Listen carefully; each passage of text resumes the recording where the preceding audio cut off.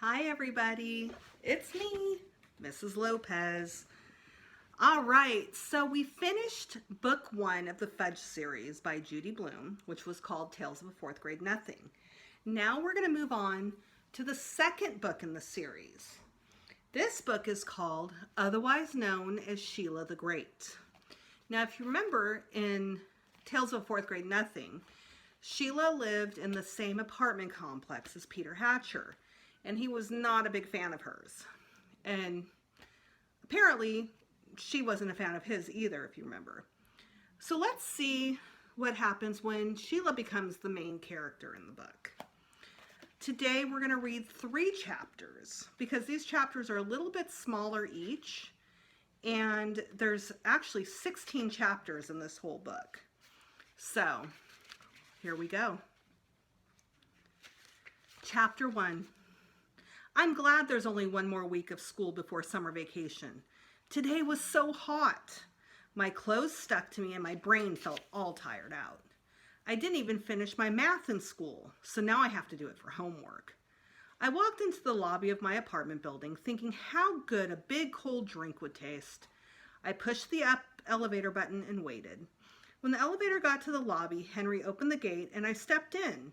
Just as he was about to take me upstairs, Peter Hatcher and his dumb old dog came tearing down the hall. "Wait up, Henry," Peter called. "Here I come." "Please don't wait, Henry. The elevator's too small for that dog." But Henry opened the gate and waited. "This elevator can hold 10 people or the equivalent," Henry said. "And I figure that dog is the equivalent of a person and a half. So with me, you, and Peter, that dog, we've still got 4.5 people." Sometimes I wish Henry didn't spend so much time thinking. "Hi, Henry," Peter said. "Thanks for waiting." "Anytime, Peter," Henry told him. "Excuse me, please," I said, stepping out of the elevator. I held my nose. "I can't ride up with that dog. He stinks." My heart was beating so loud I was sure Henry and Peter could hear it.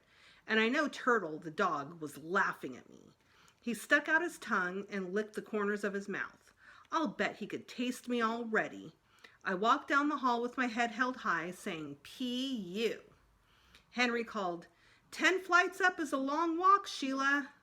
"I don't mind," I called back. Henry was right. 10 flights up is a long walk. By the time I got to my floor, I was huffing and puffing so hard I had to sit down on the landing and rest. Little drips of sweat ran from my face down to my neck. Still, I think it's pretty smart of me to pretend that I hate Turtle because he smells. I always hold my nose when I see Peter coming with him. That way, Peter will never know the truth. After a few minutes, I wiped my face with the back of my hand and I walked down the hall to our apartment. Mrs. Reese is the only person on our floor with a dog, and I don't worry too much about her, because her dog is so small she carries him around in her arms. She calls him baby and knits him little sweaters to wear in the winter. I pushed open our apartment door and went straight into the kitchen to get something to drink. "Is that you, Sheila?" my mother called. "Yes," I answered. "Did you have fun at Laurie's?" "Yes," I said, gulping down a whole can of apple juice. "Is it still hot out?" Mom asked. "Yes." "Did you remember to bring home a quart of milk?" "Oh no, I knew I forgot something." "Sheila, did you bring home the milk?" Mom called again. "No, I forgot." I went into the living room then. My mother was reading a book. The CD player was on and my sister Libby was twirling around in her pink toe slippers. She is 13 and thinks she's a great ballerina. I could hold my nose for the way Libby dances, but I'd get into big trouble if I did. My mother said, "You better go back down and get the milk, Sheila." I flopped onto the big chair with that tilts back and said, "I can't, Mom. I'm dead. I just walked up the stairs." "Don't tell me the elevator is out of order," Mom said. "No." "Then why did you walk up 10 flights of stairs?" "I don't know," I said. "I just felt like it." "Sheila, that was a very foolish thing to do in this heat," Mom told me. "Now go into your room and lie down for a while before supper." "Do I have to?" I asked. "Yes, you do. Libby will go to the store and get the milk." Libby did 3 flying leaps before she said, "Can't you see I'm in the middle of a routine?" Your routine can wait, Mom said. I need the milk for supper and Daddy will be home soon. But Mother, I'm in my leotard, Libby said.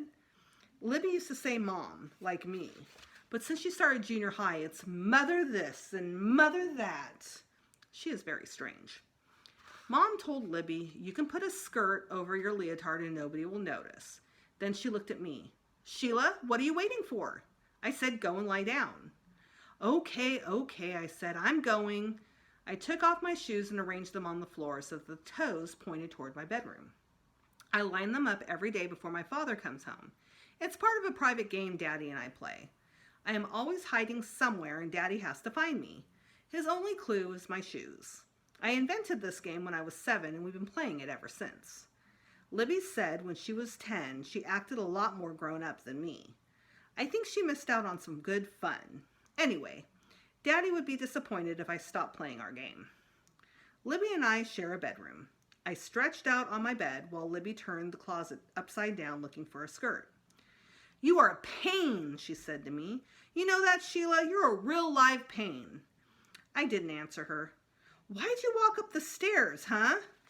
I still didn't answer. Did you see the dog in the elevator? I bet that's it. I'll bet Mrs. Reese was in the elevator with Baby. Wrong, I said. Libby finally found a skirt and pulled it on over her leotard. Then I'll bet it was Peter Hatcher and Turtle. Maybe it was, maybe it wasn't, I said. Chicken, chicken, chicken, Libby called as she left. I put my hands over my ears to show I wasn't even listening. Libby got back with the milk right before Daddy got home for supper. I jumped off my bed and crawled under it when I heard him say, Hello, I'm home. I knew Daddy found my shoes when he called. Aha! I'm coming to find Sheila. It really wasn't very hard for him to find me. There aren't that many places where I can hide. We only have 5 rooms. Still, Daddy always pretends that he doesn't have any idea where I might be. When he came into my room, he started opening my dresser drawers. He said, no Sheila in here. No Sheila in here either. I laughed. Daddy knows I wouldn't fit into a dresser drawer. And as soon as I laughed, he lifted my bedspread and looked under the bed. Aha! I found a Sheila. I crawled out and kissed Daddy hello. Libby walked in then. I don't think you should encourage her to be such a baby, she told Daddy. I'm not a baby, I shouted. Then why don't you stop playing baby games? Libby asked. All right, Libby, Daddy said. That's enough.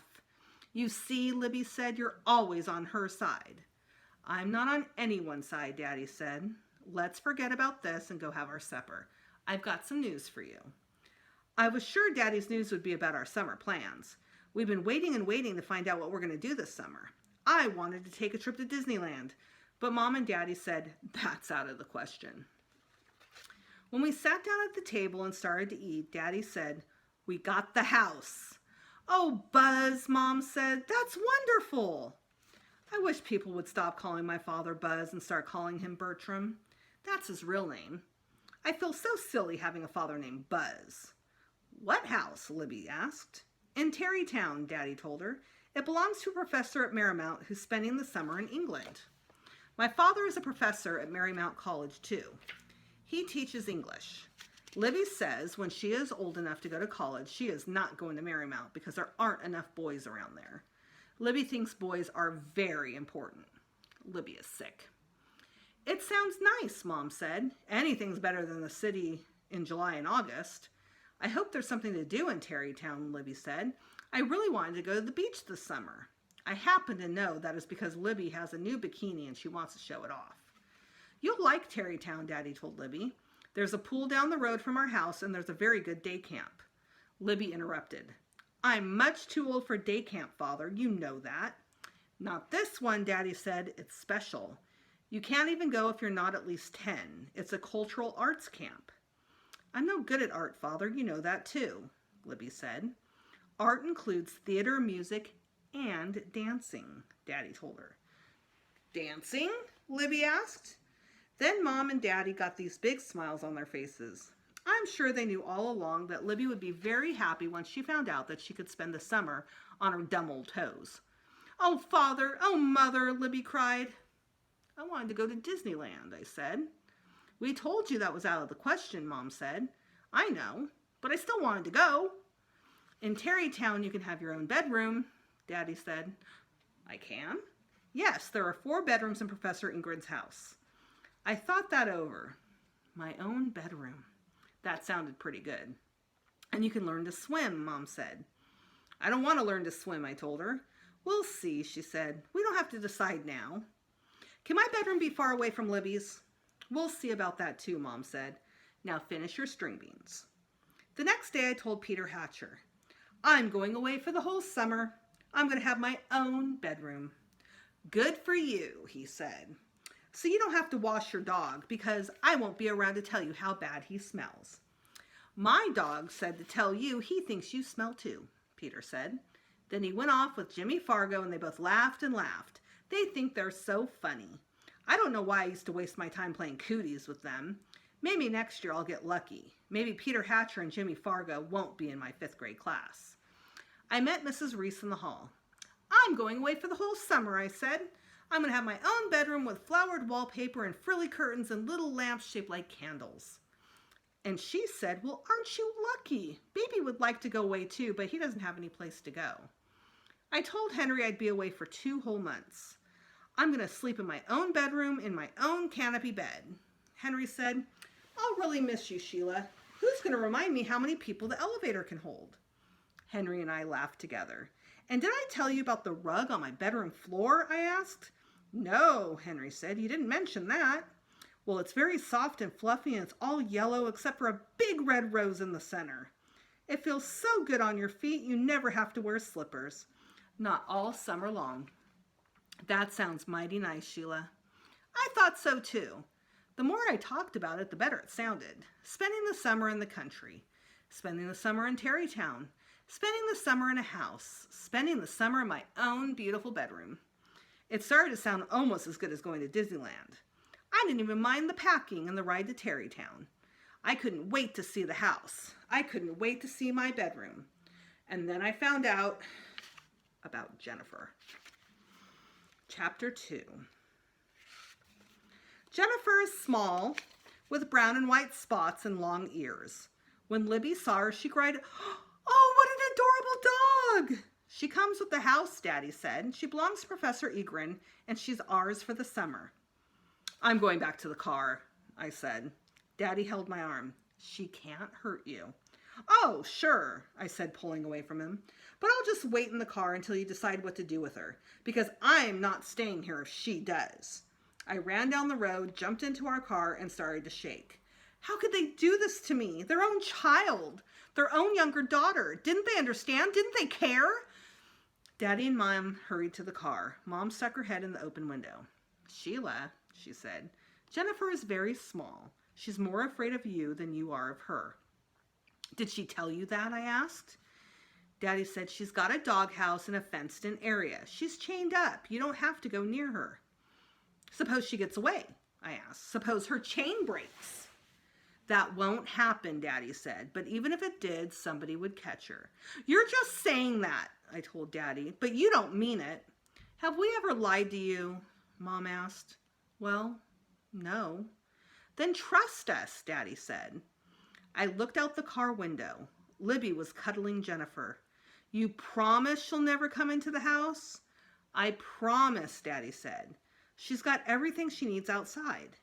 And you won't make me go near her? Of course not, Mom said. You can even pretend that she's not there if you want. And you won't make fun of me? Do we ever make fun of you, Daddy asked. Libby does, I said. Well, we'll see that she doesn't, Mom promised. Now, don't you want to come into the house and see your very own bedroom, Daddy asked. Well, I guess so, I said, getting out of the car. We walked up to the front lawn of the house. Libby was still holding Jennifer. When Jennifer saw me coming, she jumped off Libby's lap. She barked and barked. You see, I cried, turning around, ready to run back to the car. She hates me already. Don't be silly, Daddy said. He took my hand. I'm not being silly. Why else would she bark like that? Because she doesn't know you, Mom said, putting an arm around me. And she's never going to either, I'll tell you that. We went into the house. The downstairs looked pretty nice, but I wanted to see my bedroom. So Daddy and I went upstairs while Libby and Mom poked around in the kitchen. Daddy turned right at the top of the stairs and walked down the hall. 2 of the bedrooms are this way and the other 2 are that way, Daddy said. Since you wanted to be far away from Libby, I thought you might like this one. Daddy pushed open the door and smiled. I went in. The first thing I saw was the dresser. It was piled with models of planes, boats, and cars. And the walls were full of team pennants. There wasn't even a bedspread on the bed, just an ugly old gray blanket with Camp Kennebec printed across it. I opened the closet door. The shelves were loaded with sports equipment. And where was my soft, fluffy yellow rug with the big rose in the middle? No place. The floor was bare. Daddy said, "Well, I hate it!" I shouted, running out of the room, past Daddy and down the hall. I looked into the other bedrooms. They were all the same. "They're all boys' rooms," I cried. Daddy followed me and said, "Well, of course they are. Professor Egren has 3 boys." When I heard that, I got so mad I kicked the closet door and made a mark on it.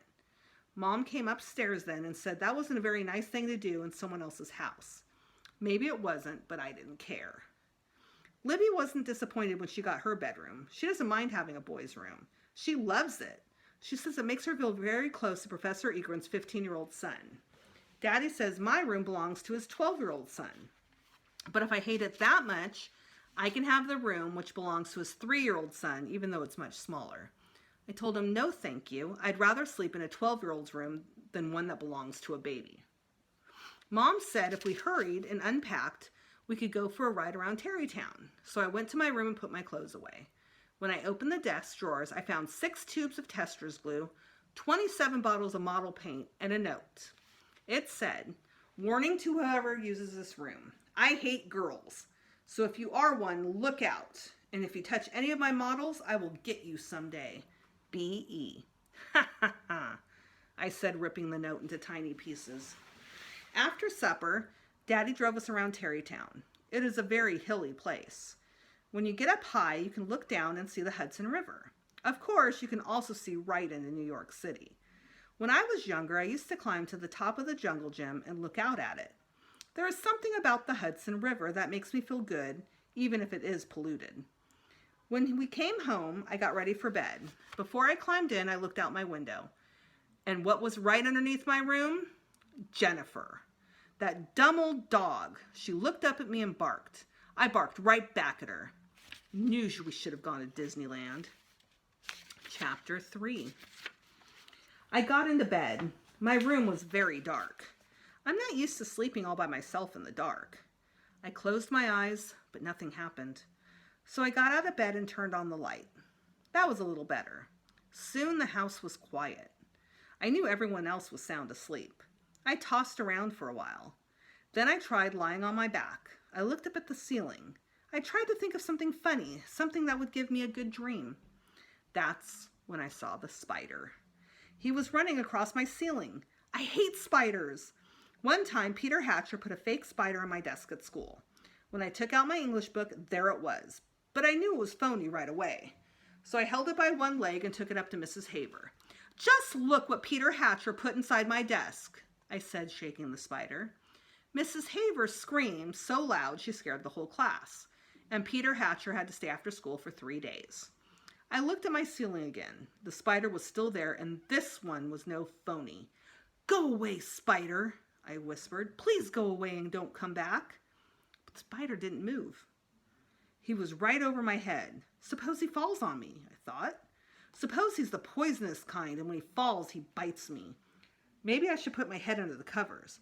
Then if he falls on me, it won't matter. No, that's no good either. He could crawl inside the covers and get me anyway. I could just picture Peter Hatcher telling the kids at school, "Did you hear about Sheila Tubman? She got bitten by a poisonous spider on her first night in Tarrytown. In 20 seconds, she was dead." I jumped out of bed and ran down the hall to my parents' room. Daddy was snoring. I touched him on the shoulder. He sat right up in bed. What is it?" he asked. "It's just me, Daddy," I told him. "Sheila, what do you want? It's the middle of the night." "I can't sleep, Daddy. There's a spider on my ceiling." Mom rolled over. She made a noise like, "Shh," Daddy said. "Go back to bed. I'll get it in the morning." "But Daddy, he could fall on me. Maybe he's poisonous." "Oh, all right," Daddy said, kicking off the covers. We walked down the hall together. How did you notice a spider on your ceiling in the middle of the night? Daddy asked. I have my light on. Daddy didn't ask why. When we got to my room, he said, okay, where's your spider? At first, I didn't see him, but then he started running across my ceiling. There he is, I pointed. You see? Daddy picked up one of my shoes. Hurry, I said. Daddy stood on my bed, and when he smacked my shoe against the ceiling, the spider ran the other way. I tried to help. I gave him directions. That's it, I called. Now just a little to the left. No, now to the right. Hit him, Daddy, hit him now. But Daddy missed every time. He was running up and down my bed, but the spider ran faster. Just as Daddy said, I give up, he got him. Squish. That was the end of my spider. There was a big black mark on the ceiling, but I felt a whole lot better. Now, would you go back to sleep, please? Daddy said. I'll try. And if you find something else unusual, tell me about it in the morning. Okay, I said, snuggling under the covers. I think I fell asleep then, but a few hours later I woke up. I heard this really scary noise. It sounded like, ooh, ooh, ooh. I didn't know what to do. I buried my head under the pillow, but that didn't help. I could still hear it. I thought about what it might be, a ghost or a vampire or even an ordinary monster. I got up and I ran back down the hall. Daddy was snoring much louder now. This time I walked around to Mom's side of the bed and shook her a little. She jumped up. Oh, Sheila, she said when she saw who it was. You scared me. I'm sorry, I whispered. What is it? It's a noise in my room, I said. Go back to sleep, Mom told me. It's nothing. How do you know? I asked. You haven't heard it. It sounds like a ghost. There aren't any ghosts. Please, Mom. Please come and see.